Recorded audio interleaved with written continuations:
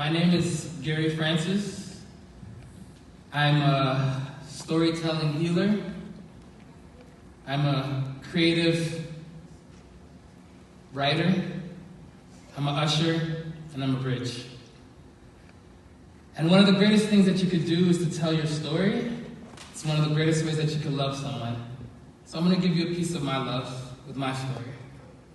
My hope is that vulnerability breeds vulnerability. Maybe me, my friends here, being vulnerable will allow you to be vulnerable too. The poem that I'm going to do is called The End of the Belt That I Felt.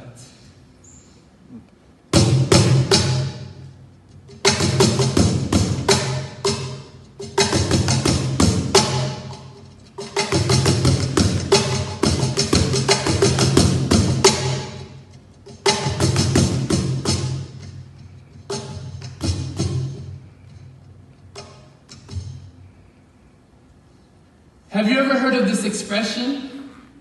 They say that this is the definition of depression. It's anger gone inward, misplaced emotions going in the wrong direction.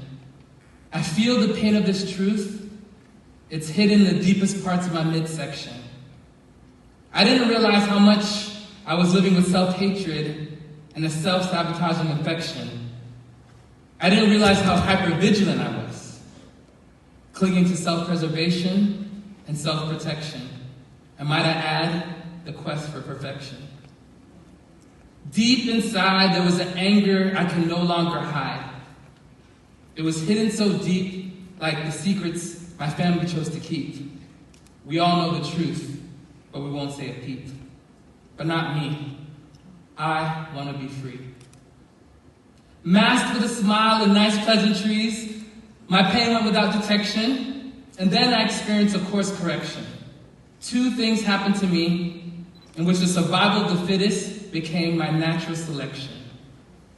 In the month of February 2022, my wife showered me with intimacy and loving affection. However, instead of a somatic flashback, instead of having an erection, I had a somatic flashback. My body started speaking to me.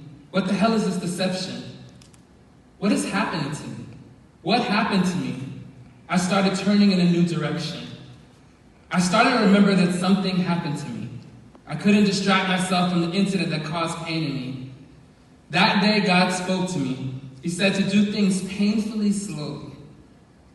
He said, painfully slow, this is the pace that I want you to go. Disrupt your rhythm, disrupt your workflow.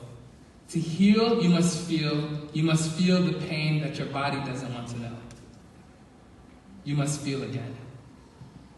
Then, on March 1st, my grandfather died suddenly, with no warning signs to mention. He went so quickly there wasn't even any time for divine intervention. Naturally, this caused me to do a self-reflection. But then my body did another protest. Another flashback. I thought the first one was just an exception. My wife had to calm me down. I kept on crying out, I'm sorry, I'm sorry, I'm sorry, I'm sorry, I'm sorry, with a visceral and violent obsession. I could feel the pain in me and every vein in me. What prompted me to cry out with such a loud confession? The pain in me felt more than just me. It felt like a generational expression. The pain was so deep, it literally felt like somebody was pulling my teeth. Back here in my wisdom teeth. The pain didn't start with me. It has been years and years filled, with fears and tears spilling all over me. I started to remember some of what had happened to me. And then I had another body flashback. This time it happened in front of a friend.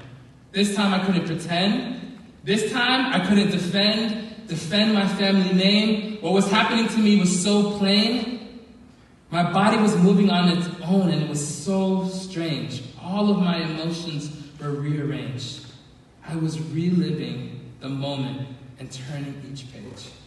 My story was unfolding on center stage. I started remembering abuse that was formerly labeled as acts of correction. These were things that I had forgotten for my own self-protection. Spare the rod or you spoil the child seemed to be a matter of convention. I was whipped naked until I fell asleep.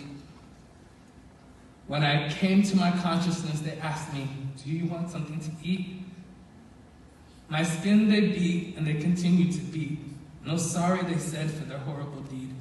At least the type of sorry that you hear verbally. And now I'm on a mission, like the skin they chose to peel.